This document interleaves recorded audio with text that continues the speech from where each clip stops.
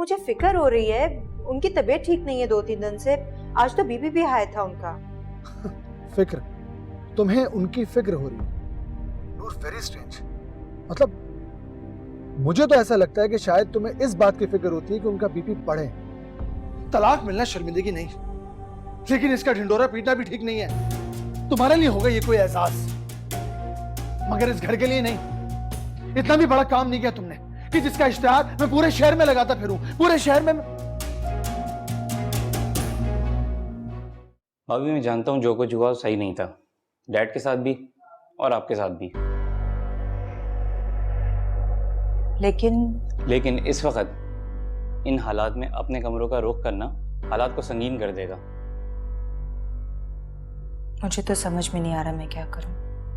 भाभी, डैड के लिए लाया गया केक अभी भी वैसे ही रखा हुआ है। क्यों ना आप उस केक को लेकर चलिए और उनको विश भी कर दें।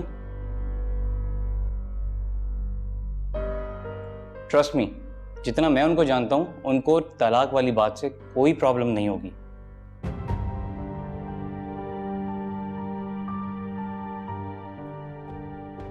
तुम्हें ऐसा लगता है ऐसा करना ठीक है?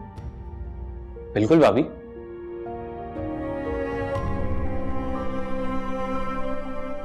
ठीक है।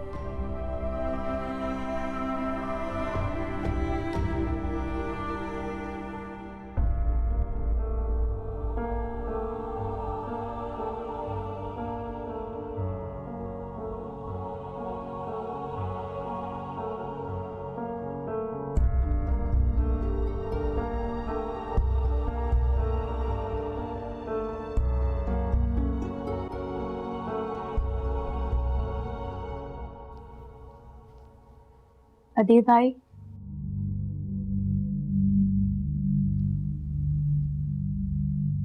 बाजी की तरफ से मैं माफी मांगती हूँ आपसे। तुम क्यों ऐसे कह रही हो? तुम्हारा भला इसमें क्या कसूर है? कसूर किसका है ये तो कोई नहीं जानता, मगर आज के दिन कम से कम ये सब कुछ नहीं होना चाहिए था। हम वैसे ही इतनी कोशिशें कर रहे हैं कि घर के हालात बेहतर रहें, और कौन जानता था कि हालात और खराब हो जाएंगे। फिक्र मत करो, सब ठीक हो जाएगा। भाई अगर आप बुरा ना माने तो एक बात पूछूं आपसे? पूछो।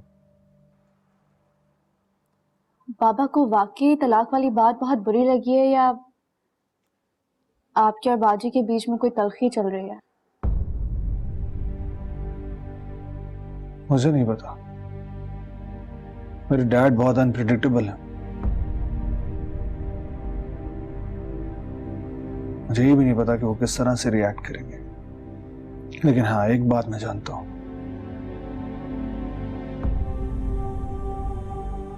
नूर से मुझे इस बात की उम्मीद नहीं थी। इस तरह का बिहेवियर, नूर एक बहुत समझदार लड़की, उसको ऐसा नहीं करना चाहिए था। बहुत अफसोस हुआ मुझे।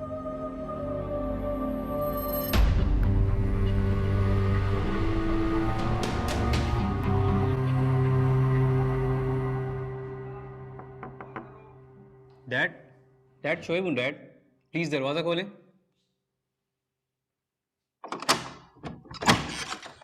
कोई काम है क्या? जी डैड। भाभी आइए प्लीज।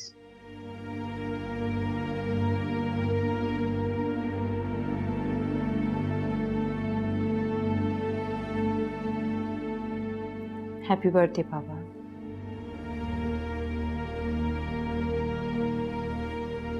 मैं आज भी आपकी बेटी ही हूँ, बहू नहीं। शोएब, ये केक और तुम दोनों यहां से चले जाओ। प्लीज जाओ यहां से। एक बार मेरी बात तो सुन लीजिए। नहीं सुनना मुझे कुछ, चले जाओ यहां से।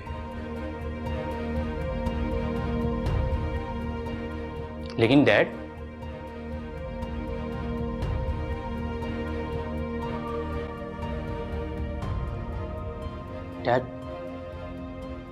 भाभी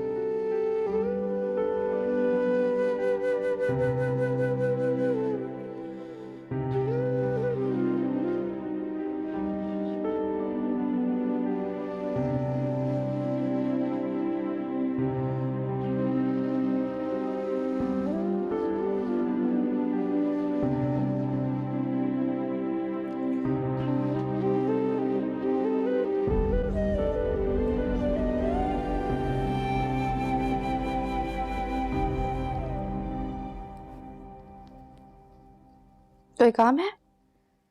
हाँ, तुम रो रही थी तो मैंने सोचा तुम्हें चुप करा लूं। ऐसी कोई बात नहीं है।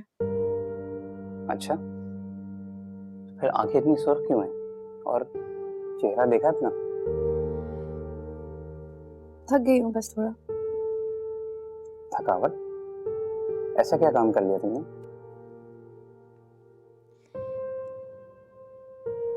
मजबूत रहते रहते थक गई हूँ बस। चाहती हूँ कोई कोना मिल जाए जहां पर दिल खोल के रो सकूं।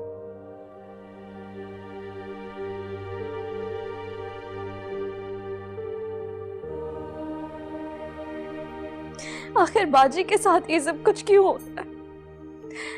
तलाक में उनकी क्या गलती है? और अब बदीर भाई भी। सबा, इस घर का ऐसा कौन सा कोना है जहां तुम रो सको ये तो मैं नहीं जानता, लेकिन हाँ, तुम मेरे सामने रो सकती हो। मुझे नहीं रोना। नहीं, मुझे नहीं रोना। सबा प्लीज रो लो।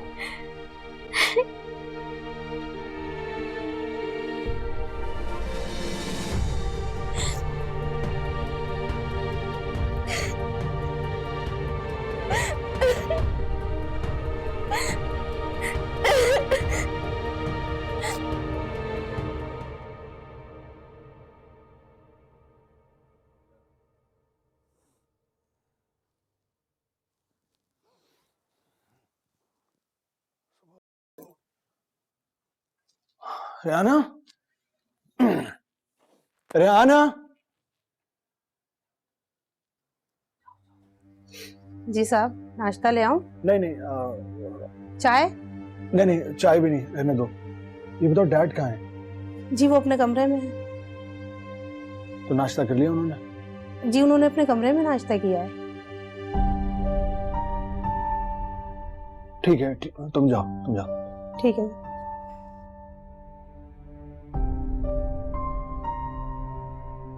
शायद अब वो मेरी बात सुन लें। मुझे जाके उनसे बात क्लियर करनी चाहिए।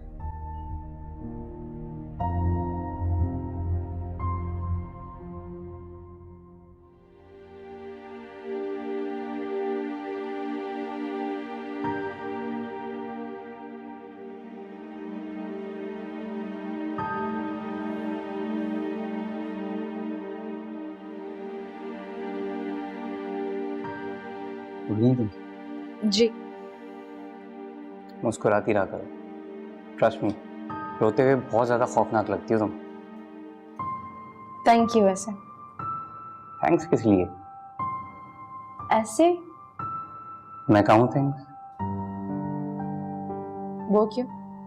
मेरी जिंदगी में यूं अचानक आने के लिए।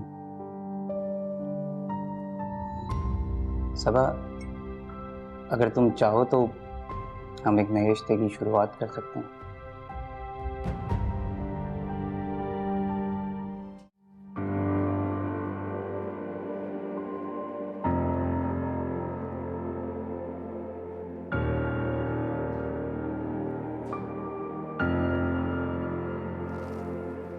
आदिल,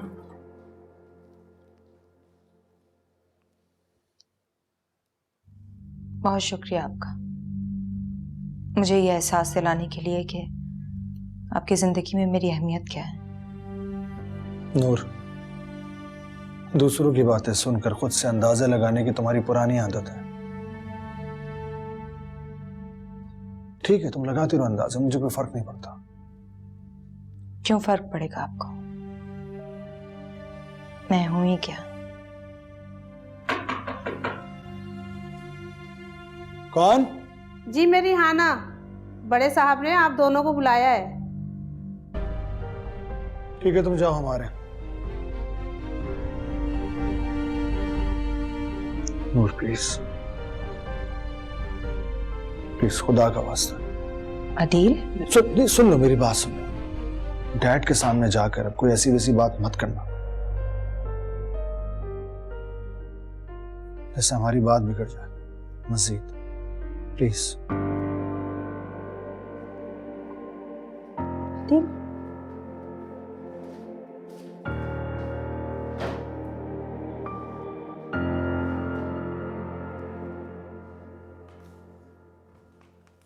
सबा, तुमने मेरे सवाल का जवाब नहीं दिया। बाबा ने बुलाया है। एक पल ही तो लगता है, जरा कह दो। क्या कह दूं? हाँ, ये बिल्कुल भी ठीक टाइम नहीं है इन सब बातों के लिए। सबा प्लीज, हाँ या ना? पता नहीं। तो फिर मैं इसका क्या मतलब समझूं? ऐसे कहते हैं अक्लमंद के लिए इशारा भी काफी होता है।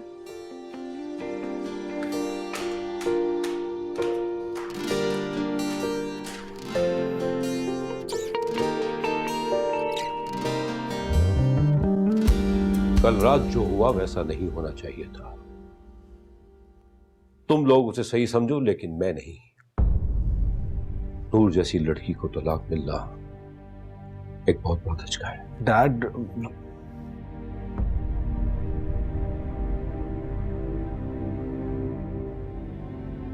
आज से पहले नूर का एक या एक से ज्यादा निकाह कागजी हो या नहीं, उससे मेरा कोई ताल्लुक नहीं। मगर तुम्हारा ये निकाह मेरे लिए काबिल कबूल नहीं। पापा प्लीज। प्लीज, मैं अपने बेटे से बात कर रहा हूं और उम्मीद करता हूं कि तुम लोग भी तहम्मुल से मेरी बातें सुनोगे।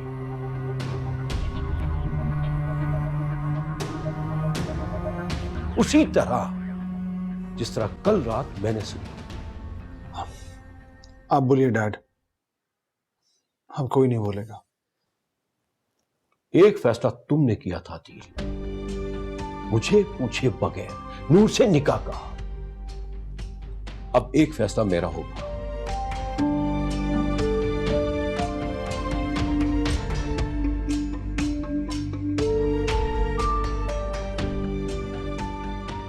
आपका जो भी फैसला होगा हमें वो कबूल होगा।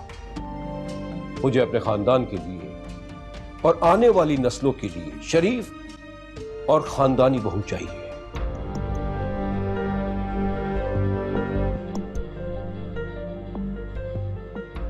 इसलिए मैंने फैसला किया है कि तुम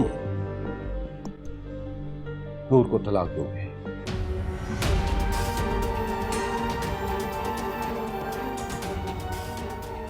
डैड, तलाक? Dad,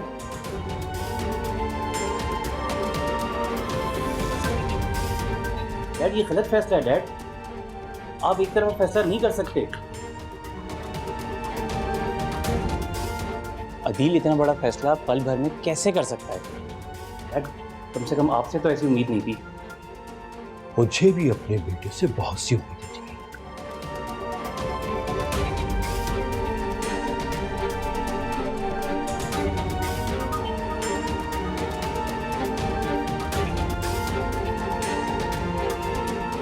dad, dad please dad. हर ख्वाब है टूटा हुआ, आँखों में है गम की जलन। इस माशरे में हजारों दाग लिए एक मर्द पूरी जिंदगी शरीफ और पाक दामन औरत की आस में निकाल देता है, और औरत को सारी जिंदगी लग जाती है अपनी छोटी सी गलती का दाग धोने में, चाहे वो गलती उसकी ना भी हो।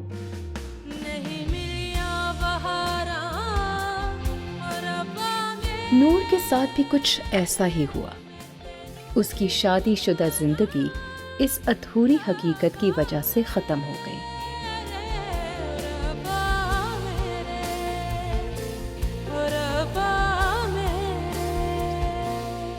और जिस शख्स से उसने बेपनाह मोहब्बत की, उसने भी उसका साथ छोड़ दिया।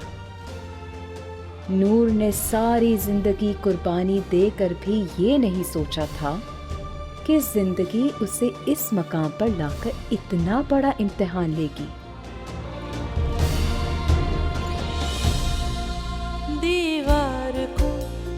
ना मिला रास्ता मिला घर ना नूर अब अपने घर में अकेली बैठी ये सोच रही है कि एक औरत को कब तक अपनी पाक दामनी साबित करने और अपनी सच्चाई साबित करने के लिए जलते अंगारों से गुजरना होगा। हर ख्वाब है टूटा हुआ, आँखों में है गम की जलन, क्या नूर को रसता मिला, तारीफियाँ खुद में मगन। शायद लोग ठीक कहते हैं, एक औरत का कोई घर नहीं होता।